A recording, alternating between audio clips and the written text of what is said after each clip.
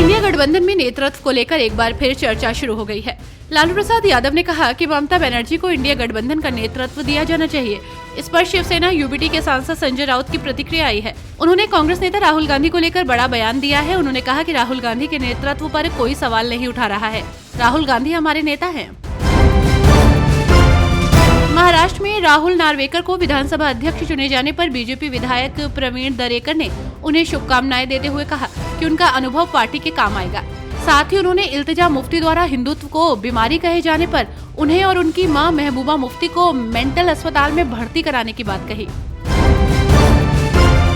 साल 2024 में एक गैंगस्टर ऐसा भी रहा जिसके चर्चे देश से लेकर पूरी दुनिया में रहे। ये नाम है लॉरेंस बिश्नोई।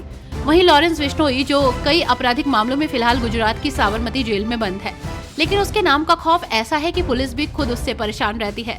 लॉरेंस को मुंबई का अगला डॉन भी कहा जाता है। लॉरेंस बिश्नोई का नाम यूं तो पहले भी कई क्राइम में सामने आ चुका है, लेकिन साल 2024 में 3 केस ऐसे रहे जिसके कारण वो सबसे ज्यादा सुर्खियों में रहा।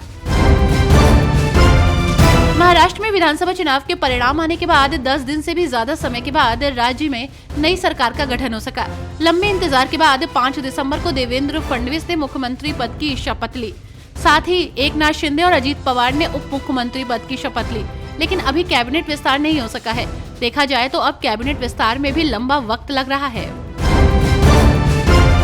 महाराष्ट्र कर्नाटक सीमा विवाद पर शिवसेना यूबीटी के नेता आदित्य ठाकरे ने इसे केंद्र शासित बनाने की मांग की थी। इसको लेकर उन्होंने कहा कि अगर फडणवीस सरकार इस पर प्रस्ताव लाती है तो इसे सर्वसम्मति से पारित किया जाएगा।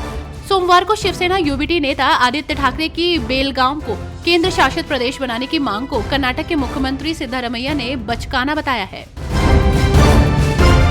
इंडिया गठबंधन में नेतृत्व परिवर्तन की हवा चल पड़ी। इसे लेकर लगातार प्रतिक्रियाएं आ रही हैं। इस कड़ी में शिवसेना यूबीटी की राज्यसभा सांसद प्रियंका चतुर्वेदी का बयान आया।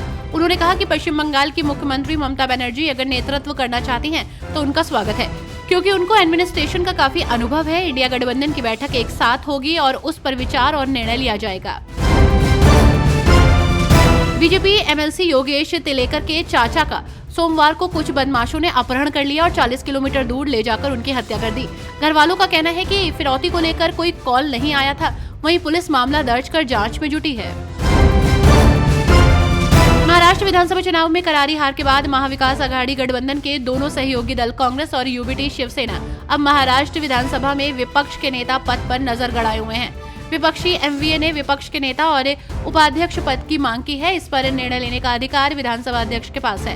हालांकि कांग्रेस अभी भी विपक्ष के नेता पद पर अपना दावा नहीं छोड़ रही है। मुंबई के एक शेल्टर होम में रह रही 19 वर्षीय हिंदू लड़की ने सोमवार को बॉम्बे उच्च न्यायालय के सामने अपना बयान दर्ज किया। लड़की ने कहा कि वो अपने माता पिता के साथ नहीं बल्कि अपने साथी के साथ रहना चाहती है, भले ही वो कानूनी रूप से उससे शादी करने की स्थिति में नहीं है, क्योंकि वो केवल 20 वर्ष का है। भारत में शादी की न्यूनतम उम्र 21 वर्ष है। लड़की ने कहा कि वो अपने मुस्लिम साथी के 21 वर्ष होने तक इंतजार करेगी।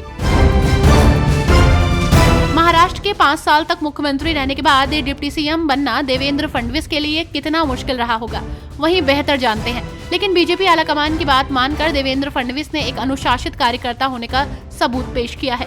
राष्ट्रीय स्वयंसेवक संघ की आंखों के भी तारे बन गए हैं।